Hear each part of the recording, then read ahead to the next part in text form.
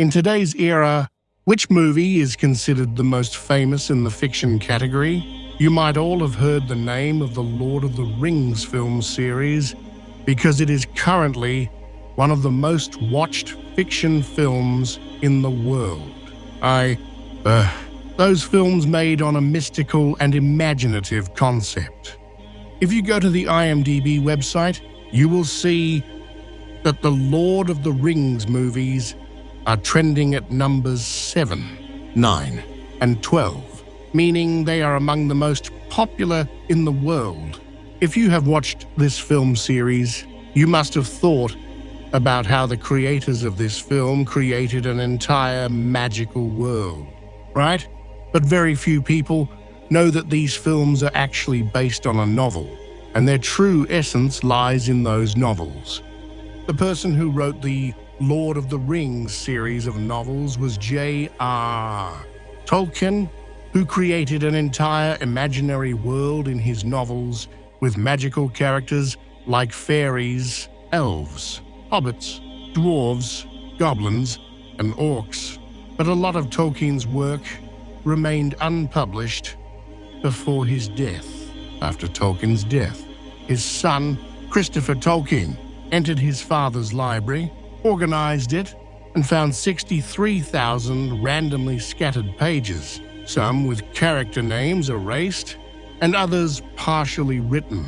Some pages were kept in drawers, some in cupboards, some were intact, and some were completely torn. But out of love for his father, Christopher Tolkien organized everything, arranged it, and after years of hard work, finally published his father's books. These books were later published in the form of The Lord of the Rings and a 12-volume set called The Silmarillion. These books are proof of J.R.R. Tolkien's ultimate brilliance, as he invented an entire language called Elvish within these books. And you can see characters speaking this language in the films.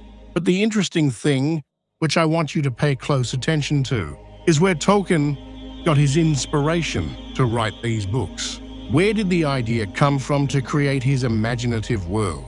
This secret is hidden in Tolkien's books, The Silmarillion and The History of Middle-earth. There was a god named Eru, and in the Elvish language, Eru means the one, the only. Eru created thousands of worlds, one of which was called Ea. Then Eru created different beings from light and fire, such as Valar and Maiar.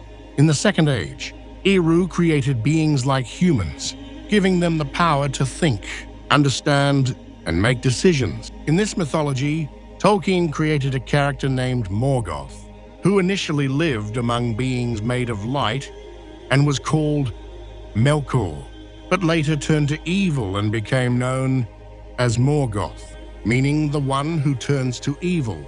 Morgoth's greatest weapon to take over the world was sent in the form of Sauron, who had only one eye. If you have watched this film series, you are certainly familiar with Sauron's eye. But do you understand what I am trying to tell you? The world's highest-grossing fictional series, which has made billions and billions of dollars at the box office, drew its inspiration from reality. This truth has been known to us since childhood, that there is one God, who is the only one, who created many worlds, who first made beings of light and fire, angels and jinn, and then created humans, giving them the power to make decisions. Among these, jinn was one named Iblis, who initially lived among the angels and was called Abul Harith.